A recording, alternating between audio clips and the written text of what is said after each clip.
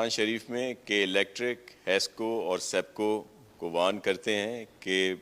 سحری، افطاری اور عبادتوں کے ٹائم پر بالکل بھی لوڈ شیڈنگ نہیں ہونی چاہیے، اور ویسے تو سارے رمضان میں لوڈ شیڈنگ نہ ہو۔ اور اس کے ساتھ ساتھ پرائم منسٹر صاحب سے گزارش ہے کہ گیس کی شارٹیج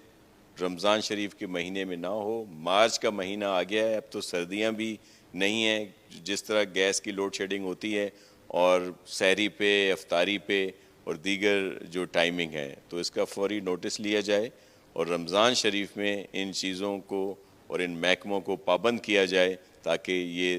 تکلیف جو ہے وہ لوگوں کو نہ ہو۔